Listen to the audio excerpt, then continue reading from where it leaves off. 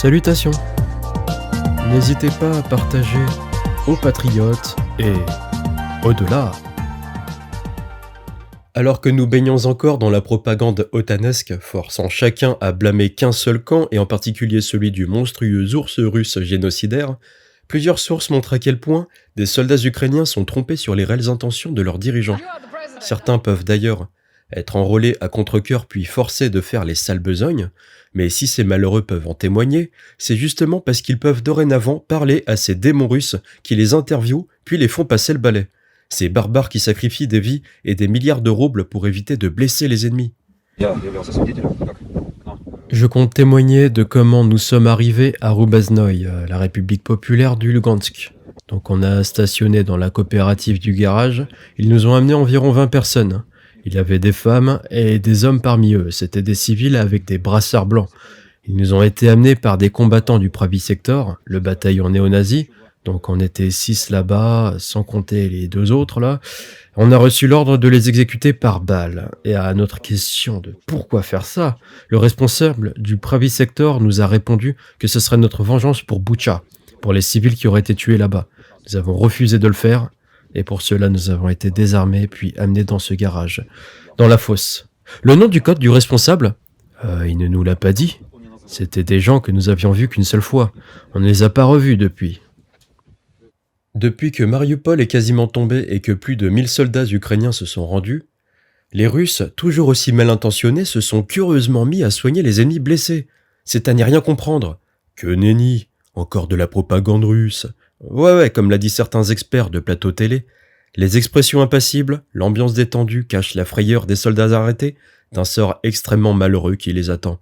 Après tout, il n'y a bien qu'un expert pour ne jamais se lasser d'avoir tort. En attendant, il serait temps qu'on freine la conclusion hâtive comme quoi Mariupol serait victime de bombardements russes sur les civils, plutôt qu'autre chose comme l'a simplement évoqué Poutine. La ville sera entièrement reconstruite, meilleure qu'elle ne l'était. Je vous le garantis, mais c'est une période qu'il faut vivre jour le jour afin d'être à la hauteur. Voilà, c'est ça, faut s'impliquer.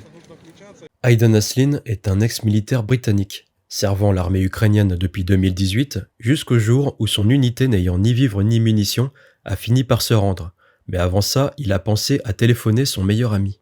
Je serai en Ukraine dans 2 semaines, je pense. Tu es là ? Ok, putain, ils vont probablement m'utiliser pour ces foutues propagandes. Écoute mec, est-ce que tu as des vêtements civils ? Ah, y a rien qui nous va. Y a pas moyen de faire comme si... Je sais pas... Non, on essaye avec des trucs trouvés en espérant que ça marche. Ah, bon Dieu, faites qu'ils s'en sortent. On essaye depuis 3 semaines. Ce qui a fait que ses parents ont ensuite demandé, via les médias, que les Russes aient pitié de leurs garçons, malgré que Poutine a averti que la convention des prisonniers de guerre ne s'appliquerait pas sur les mercenaires étrangers dans le Donbass. Ses parents étant d'accord que son image soit diffusée mondialement, l'armée russe lui a donc accordé une interview. Mon nom est Aiden Aslin.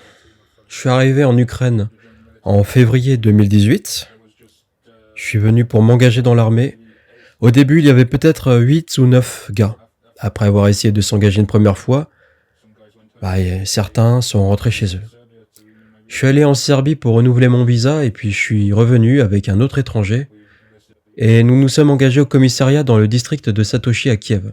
J'ai servi dans l'infanterie pendant 5 ou 6 mois, puis j'ai été transféré au 1er bataillon de la 36e brigade, où j'étais dans l'unité des parachutistes. Après la fin de mon premier contrat, j'ai signé 1 an dans la division avec mortier. Je n'ai pas combattu. On s'est retiré et on est allé à Mariupol.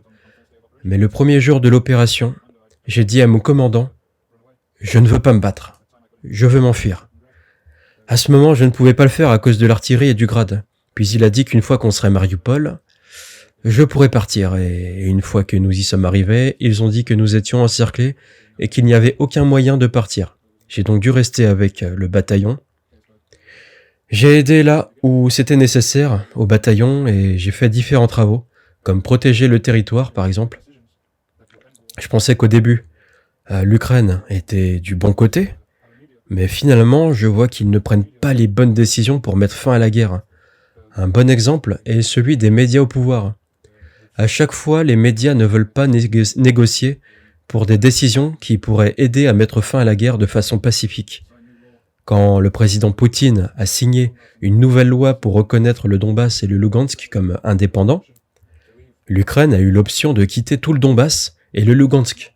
Et Zelensky a dit non. Et maintenant, je vois que l'Ukraine n'est pas du bon côté à cause de ça, parce qu'ils ont commencé cette guerre et parce qu'ils ne voulaient pas partir. Bien, je vous laisse tirer vos propres conclusions et surtout ne soyez jamais catégoriques.